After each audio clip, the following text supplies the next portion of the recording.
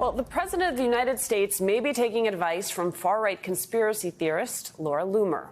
On Thursday, Trump fired the heads of the National Security Agency after Loomer says she urged him to do so. NSA Director Tim Hawk and his deputy, Wendy Noble, were longtime public servants who worked under both Republican and Democratic administrations. On social media, Loomer claimed the officials were, quote, disloyal to Trump. Trump also ousted at least 3 National Security Council officials after meeting with Loomer in the Oval Office. Trump denies Loomer recommended any of these firings. National security analyst Kevin Barron joins us now. He is the founder and president of Elevation Global Strategies. So, we were singing "Living in the Twilight Zone." We came on the air because that's where we are. This is a government run by Loomer and Musk, and they're covering national security and domestic policy between them, and Trump is just there to kind of agree and sign off on it. But this is having real impact. I mean, this decision this week is significant. Talk to us about why it's a real threat to Americans to see this play out the way it is and the impact it could potentially have. Well, the Cyber Command no longer matters. Is that right? Well, I'd start with what you just said. Laura Loomer is getting into the White House. A known conspiracy theorist of extreme proportions is able to have time with the President of the United States. That right there is the first crazy moment that we can't believe is happening. The fact that then she's being believed and policy changes and firings are happening, as has been reported, once again, it's another day where I can't believe what we're hearing. So the NSC, people should, I encourage people to go do some homework and read about the National Security Council and the history of it, because it's not the same from president to president. Some use them in different ways. They can be drivers of policy out to the agencies and the cabinet secretaries, or they can be buffers of, the normal infighting or gaming that we find when people want budget and they want policies. But you expect to have a functioning NSC.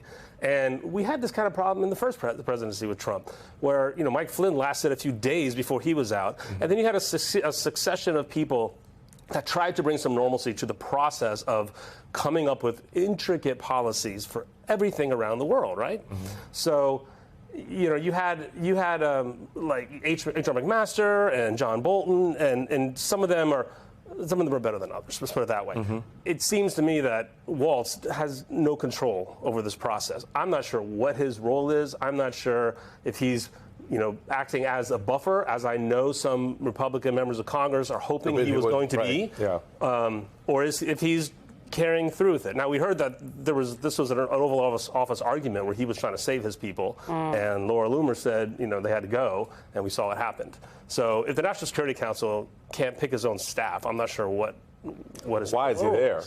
Talk about it. Laura Loomer, The Guardian, was forced to explain to the world who she is. They did a write-up. Laura Loomer, the far-right influencer behind Trump's national security firings. Loomer has a podcast called Loomer Unleashed on Rumble, a platform known for streaming far-right figures. The influencer frequently makes anti-Islam and anti-immigrant posts on social media and made extremely racist and sexist attacks against Kamala Harris. She once shared a video on X that said 9/11 was an inside job. You have the people that were fired in this round that we know about. These were some of the most important positions they do the functional work. Our U.S. Cyber Command, National Security, safeguarding our sensitive computer networks. Do people not remember? I'm sorry, I just saw Zero Day on Netflix. So cybersecurity hacks are at the top of my list right now of things that I am concerned about that could happen. So you have all of this happening, and we still are dealing with fallout from Signalgate. Because we've now learned that there are more Signal chats that apparently Waltz created. Far more, at least 20, according to Politico. He set up 20 more groups. Apparently it was just the go-to of let's talk about every issue in the world. Let's do it on Signal. What is going on, Kevin? I think this is, I said this in other places, this is the result of electing outsiders to Washington. You get outsiders, you get inexperienced people, right? So, and again, we saw this a little bit in the first Trump administration, but he at least brought some experienced people. We know the guardrail types like General Kelly, who he promised we were not going to get this time, and we did not get them this time. So you know, I try to tell anybody from Washington, we go home for Thanksgiving and our families are always like, what's going on in Washington? And we try to explain, you know, government is different than policy. I used to run a site called Defense One, which is part of Government Executive, like the magazine that's covered this profession for decades. And you try to tell people this is a profession of skilled people who know the rules, they know the laws, they know the regulations. So it's easy for politicians to go campaign and say, I'm going to go to Washington and clean it up. But if you've never done it, you might get into some trouble. And we're seeing it over and over again. Now, these aren't just innocent mistakes.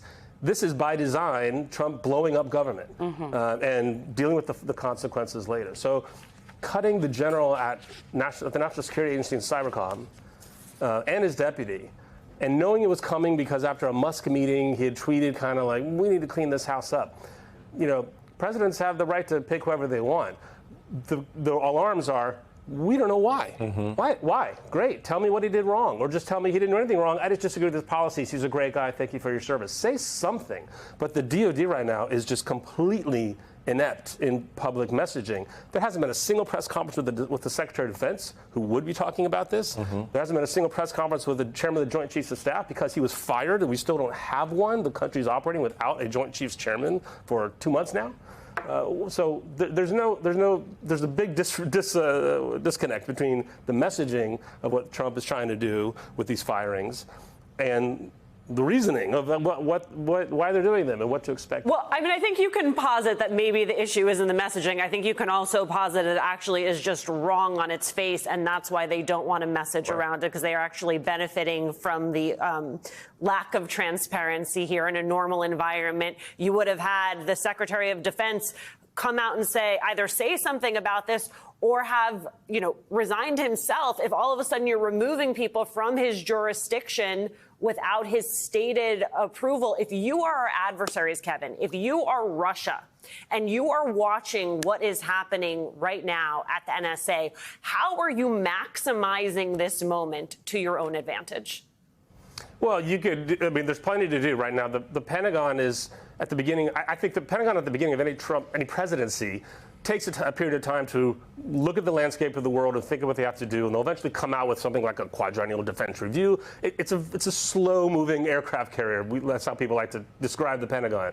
And it takes time to come up with these big strategy policies that filter down to budgets and all the way down to how many planes and ships are you going to buy. We don't know how much that policy is happening, right? So an example is, so what our adversaries thinking, there's reports out now that the Pentagon's China policy that's being circulated pretty much mirrors what Heritage has put out with Project 2025. That shouldn't surprise anybody. We know what's out there. So adversaries can just publicly see what they want to see. Now, if adversaries know openly that the Trump administration's national security team is communicating on Signal, then of course they're going after Signal. Actually, we knew they already were going after Signal because the Pentagon had already warned the troops to not use Signal, but they're using it themselves. So there's a million warnings to see that the United States, if I'm watching from the outside, doesn't have their crap together. They don't know what they want to do in case of contingencies that happen. The chain of command has been broken. There is no senior military advisor to the president at the time. There's no. There are lots of absences across the Pentagon. So if you want to start some trouble right now, you probably have a better chance of getting away with it than if you did it in a time where, I don't know, things are a little bit more normal. Kevin Barron, you brought us in singing The Twilight Zone. I feel like you should lead us out singing the same song, because it is all of a piece. Thank you.